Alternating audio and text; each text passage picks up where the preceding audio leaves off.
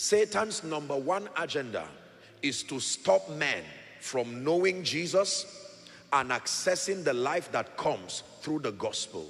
Please never forget that. Satan's number one agenda is to stop men, all men, Americans, Europeans, Chinese, all people groups, Africans, to stop men from knowing Jesus and then accessing the life that comes through the gospel.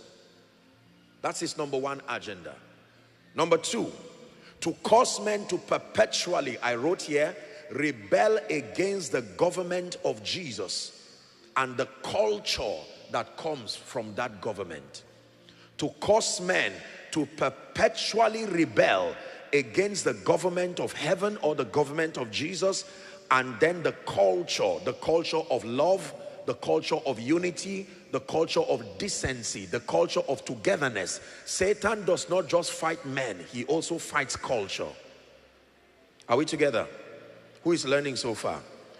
So Satan has an agenda, number one, to stop men. I was so touched by the testimony of the gentleman who was once a Muslim. Can you imagine? 9 siblings, and one by one the power of the gospel began to do its work in all of them until we have all of them saved. Glory to Jesus.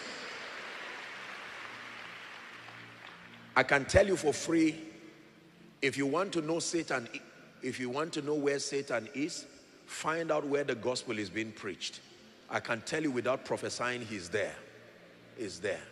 He wants to fight to see to it that many do not know Jesus and that they do not access the life that comes through the gospel. And then number two, to cause men to perpetually rebel against the government of Jesus. Look up. What do you think makes people to hate God and hate church and hate ministers? You think that hatred is intrinsic? No, it's not. No, it's not.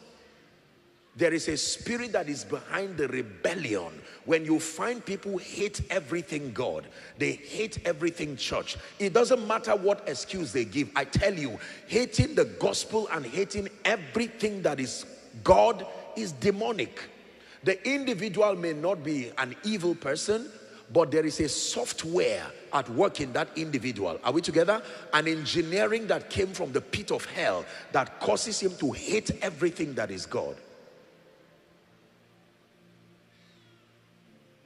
His first attack is on the spiritual voices in that territory. Please listen. Satan will never launch a full-fledged attack over any territory when the spiritual voices are still strong, vibrant, alive. Are we together? And at the cutting edge of his prophetic program. So when Satan wants to attack the United States, wants to attack New York, the first thing he does is to attack priesthood. He attacks priesthood. The Bible says to strike the shepherd. Are we still Bible students? And then he says the sheep will scatter. When Satan wants to destroy a territory, when he wants to abort God's program across a territory, the first thing he does is to attack the priesthood. And I taught us, for those of us who followed in UK, I told you that the attack on priesthood, please listen, is twofold.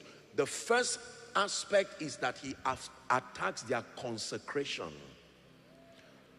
When Satan wants to destroy priesthood, he attacks their consecration and their devotion